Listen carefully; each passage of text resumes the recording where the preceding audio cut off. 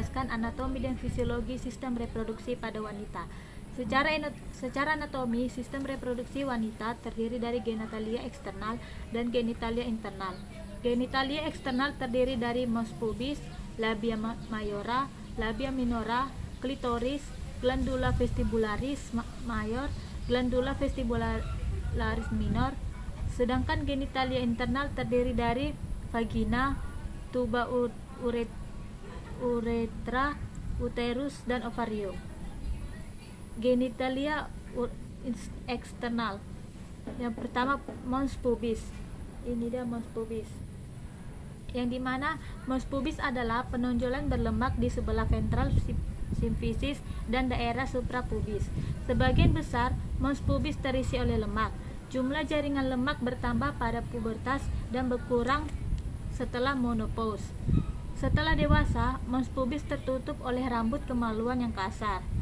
Selanjutnya ada labia majora. Ini dia labia majora. Yang dimana labia majora merupakan organ yang terdiri dari dua lipatan yang memanjang berjalan ke kaudal dan dorsal dari mons pubis, dan keduanya menutup rima pudendi atau pudendal cleft.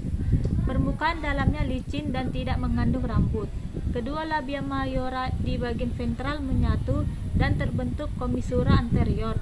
Jika dilihat dari luar, labia majora dilapisi oleh kulit yang mengandung banyak kelenjar lemak dan tertutup oleh rambut setelah pubertas. Selanjutnya ada labia minora.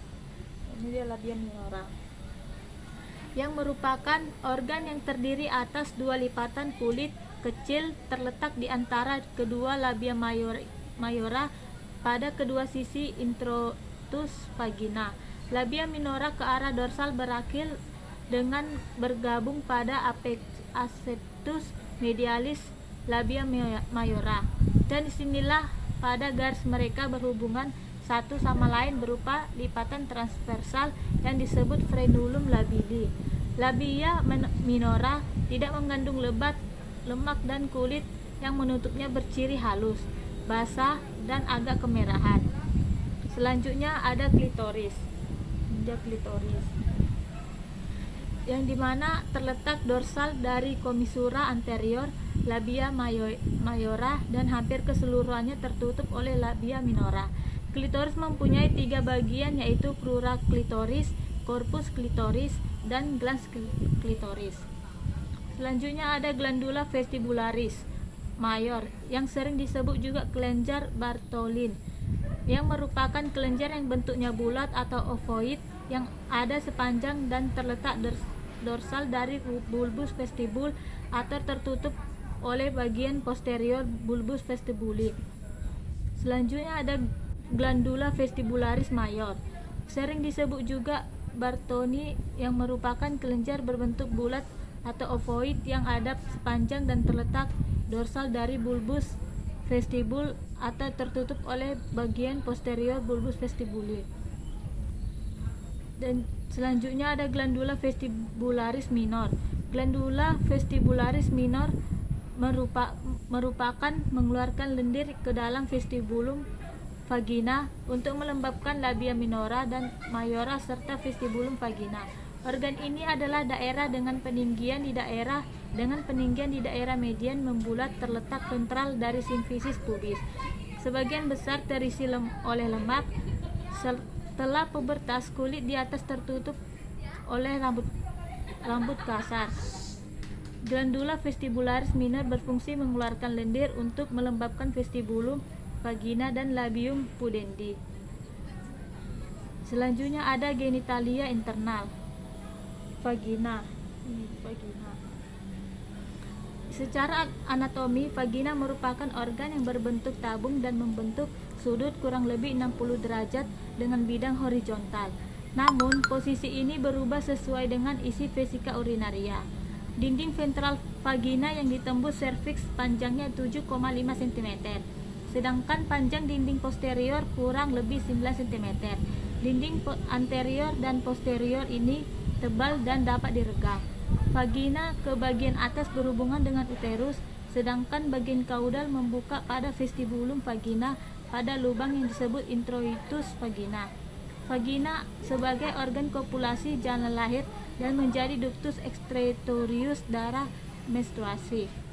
Selanjutnya ada tuba Fallopi, yang dimana tuba Fallopi ini memiliki panjang masing-masing kurang lebih 10 cm, yang berfungsi membawa ovum dari ovarium ke kavum uterus dan mengalirkan spermatozoa dalam arah berlawanan dan tempat terjadinya fertilasi. Selanjutnya ada uterus. Uterus pada orang dewasa merupakan organ tebal seperti buah alpukat atau buah pir yang sedikit gepeng, serta yang terletak dalam rongga pelvis di antara rektum dan kandung kemih. Panjang uterus 7,75 cm, lebar 5, cm dan tebal 2,5 cm. Uterus sebagai tempat ovum yang telah dibuahi secara normal tertanam dan tempat normal di mana organ selanjutnya tumbuh dan mendapat makanan sampai bayi lahir. Selanjutnya ada ovarium, yang dimana ovarium pada dewasa berbentuk ovid pipi dengan panjang kurang lebih 4 cm, lebih kurang 2 cm, tebal kurang lebih 1 cm dan beratnya kurang lebih 7 gram. Posisi ovarium tergantung pada posisi uterus karena keduanya dihubungkan oleh ligmen-ligmen. Ovarium sebagai organ eksogen atau sitogenik dan endokrin. Disebut sebagai organ eksokrin karena mampu menghasilkan ovum saat pubertas. Sedangkan disebut sebagai organ kelenjar endokrin karena menghasilkan hormon estrogen dan progesteron. Pada menstruasi, wanita yang sehat dan tidak hamil setiap bulan secara teratur mengeluarkan darah dari kandungannya yang disebut menstruasi atau haid. Selanjutnya ada ovulasi. Pada wanita yang mempunyai siklus seksual normal 28 hari, sesudah terjadi menstruasi, tidak berapa lama sebelum ovulasi, dinding luar folikel yang menonjol akan membengkak dengan cepat. Dalam waktu 30 menit kemudian, cairan akan mulai mengalir dari folikel ke stigma. Sekitar 2 menit kemudian, folikel menjadi lebih kecil karena kehilangan cairan. Stigma akan robek cukup besar dan cairan yang lebih kental yang terdapat di bagian tengah folikel akan mengalami evaginasi keluar dan ke dalam abdomen. Cairan kental ini membawa ovum yang dikelilingi oleh beberapa ratus sel granulos kecil yang disebut corona radiata. Selanjutnya ada pembuahan, yang dimana pembuahan adalah penyatuan antara sel sperma dan sel telur yang telah dewasa atau matang sehingga terbentuk zigot. Dengan menyatunya sperma ke dalam ovum, terjadi pembuahan, yaitu terjadinya individu baru. Peristiwa ini menjadi pasangan kedua kromosom gamet pihak jantan dan pihak betina yang semula akan zigot terjadi dalam susunan diplon. Setelah terjadi pembuahan, zigot mengalami pertumbuhan atau embriologi yang berfungsi sebagai kantung kulit khusus yang melindungi testis dan epididymis dari cedera fisik dan merupakan pengatur suhu testis. Baiklah, demikianlah hasil penjelasan saya. Apabila ada tutur kata yang salah, mohon dimaafkan. Semoga bermanfaat bagi kita semua. Terima kasih.